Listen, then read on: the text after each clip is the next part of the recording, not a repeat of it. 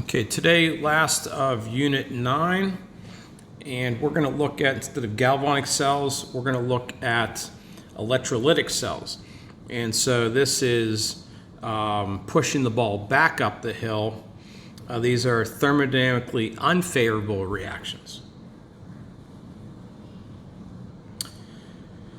So we can determine that these electrolytic cells could be electrolysis. Cell potential is negative. That means you have to continually supply energy for those reactions to occur. An example of electrolysis, this happens in areas of the world. Electrolysis of water. So you could take water and let's look at the overall reaction. So here's the overall reaction. And this is an oxidation reduction reaction, and it requires over 2.06 volts of energy for that to occur. And you could break that down into its oxidation and reduction half reactions.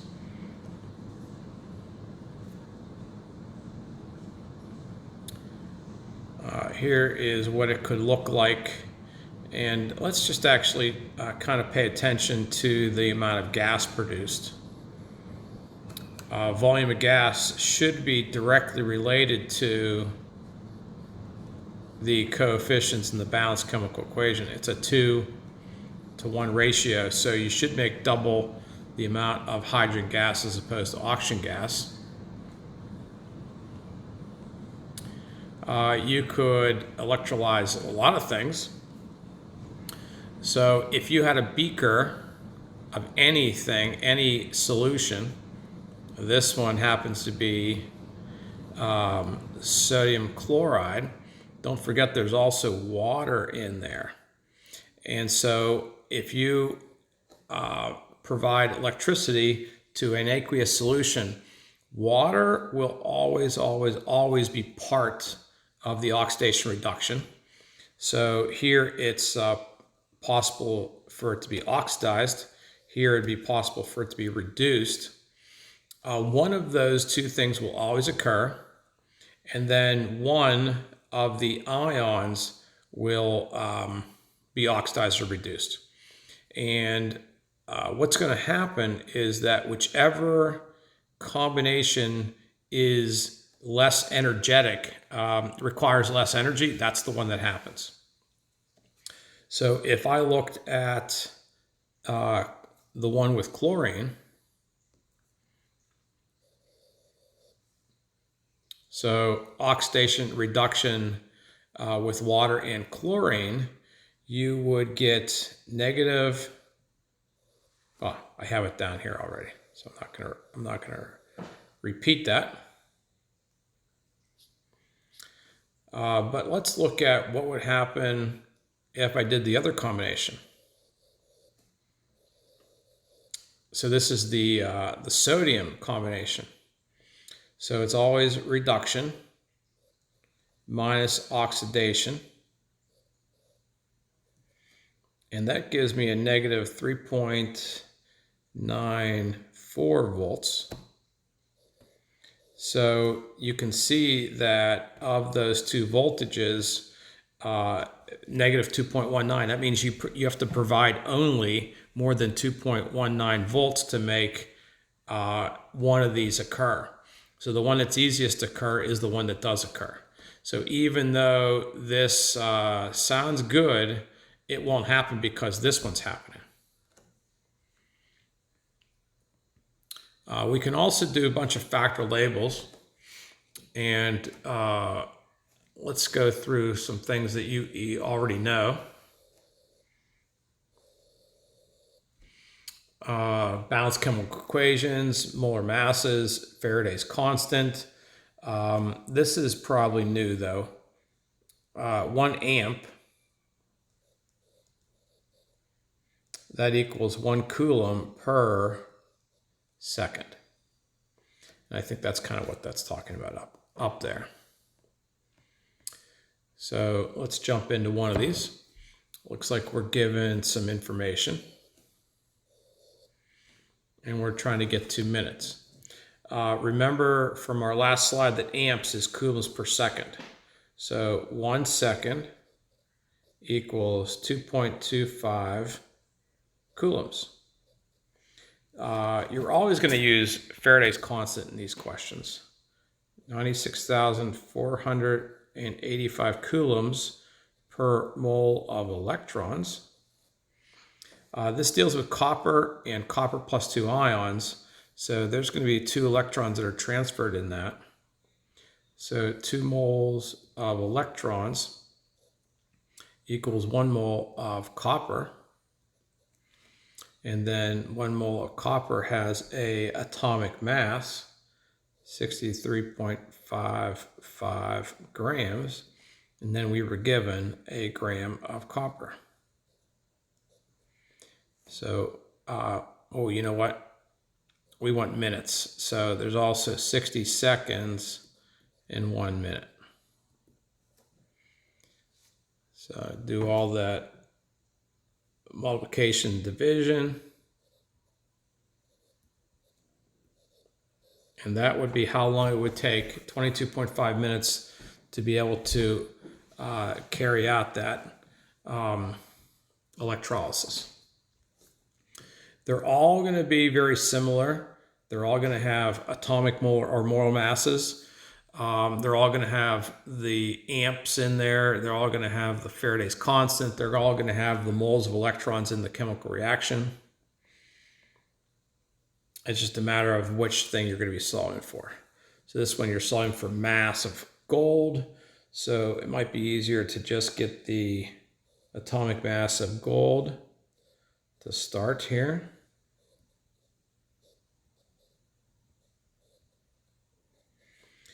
In 1 mole of gold, there are 3 electrons. We have, in 1 mole of electrons, we have 96,485 coulombs. Amps is coulombs per second. So we have 1.5 coulombs per second. We were kind of given seconds. We can take those hours. I guess I could do it all in my head, I think. I think there's 3,600 seconds in an hour. So I think all of our units cancel there, and that would be our answer.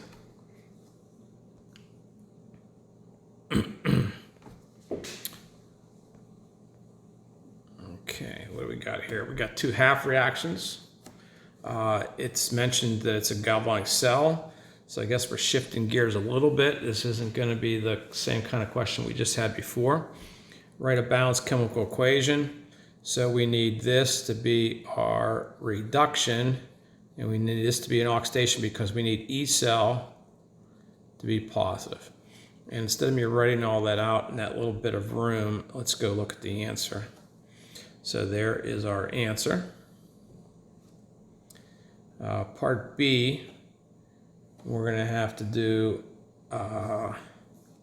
take the 1.229 minus a minus 0.085.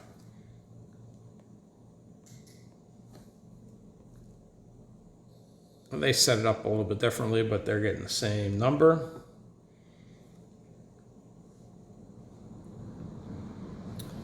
Part C, a 2-parter here. Let's calculate coulombs.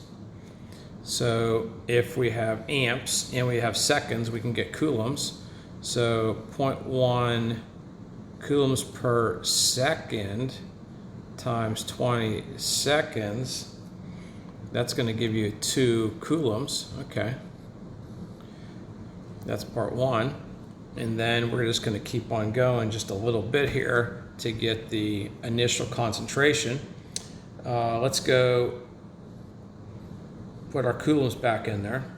Why? Because we have 96,485 coulombs in a mole of electrons. And then this chemical reaction, let's go up a little bit. This is going to have a a total of 12 electrons transferred, because I think we're going to have to multiply that. We'd have to multiply that one by 3. So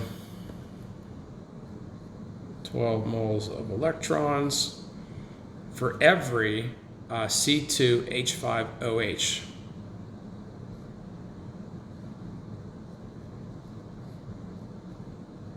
One mole. I should have put 1 mole in there, sorry. And then that would give us moles. Yeah, so maybe I will put that in there. 1 mole of that. And then we need to get this into volume. Well, not get it into molarity, so we have to divide this by the total volume. And that's mentioned up above. I'd have to move this up a little bit, but it was 10 milliliters.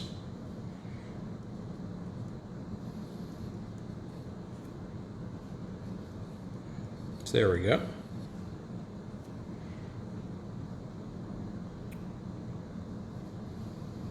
Okay, and our last question.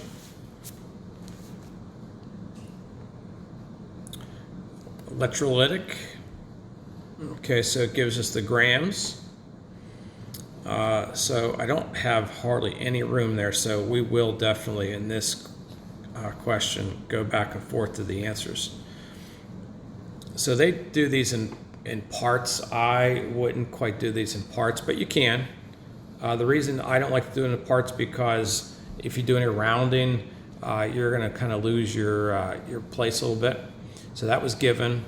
That's the atomic mass of aluminum. So we can get those moles, and then it's a 3-to-1 ratio between aluminum and the electrons. So that would allow us to multiply by 3 to get the moles of electrons.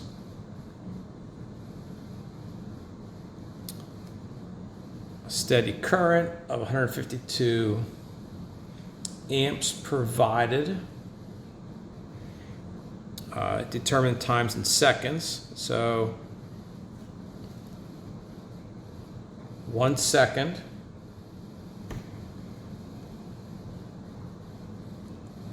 (152 coulombs). That's what 152 amps is. We know 96,485 coulombs in a mole of electrons. And then we were just calculating that in the last question, we had 26.1 moles of electrons. So part B, there's our seconds, lots of seconds. Part C, volume. So I don't think this is going to be electrolysis anymore. I think this is going to be a PV(x)(nRT). We have a pressure, we have a temperature, we always have a gas law constant. I think in part A we had figured out the moles of aluminum, which is important, but 8.71, let's write this up here. 8.71 moles of aluminum, but that's a solid. What's the only gas in here? And the gas in question is CO2. So the ratio between those two is a 4-to-3. So it's a 3-to-4, I guess. So you're going to have to go 8.71 moles times 3 divided by 4 to get you moles of CO2. So we got the moles, we got the temperature, we always have a gas law constant, and we have pressure, so we can solve for volume. And did they do that? They did. So there is our volume.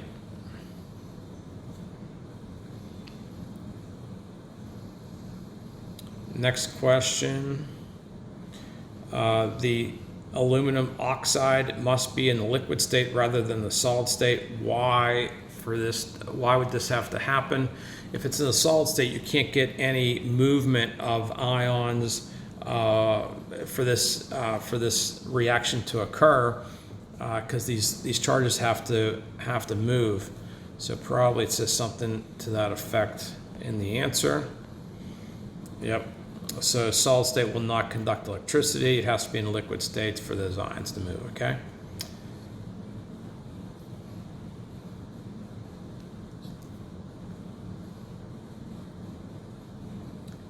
Part E, let's get the voltage. So let's see here. When aluminum is placed in a concentrated solution, the reaction occurs. So that means that we need E cell to be positive. So you'd have to put this number, negative 0.83 as the reduction, and you'd have to put this as the oxidation for you to get a positive answer. And there we go. So we get 1.52. That's the only way you can get a positive answer there. And then the last part, delta G. And to calculate delta G, we need negative NFE. So we had just calculated E. We always know Faraday's constant. And then there's 3 and 2. So that means that this reaction has to be multiplied by 2. This reaction has to be multiplied by 3. That would give you 6 electron moles. Whoops, I put that in the wrong spot there. It would be 6 moles of electrons for the N. Let's see what they get for an answer here. So here is our 6 moles of electrons. That's their Faraday's constant, 96,485. They kind of shortened that a little bit. I would prefer if you had 96,485. And then here is our voltage that we just calculated in the previous question. And then don't forget you have a negative out there, so you will get a negative value. There we go.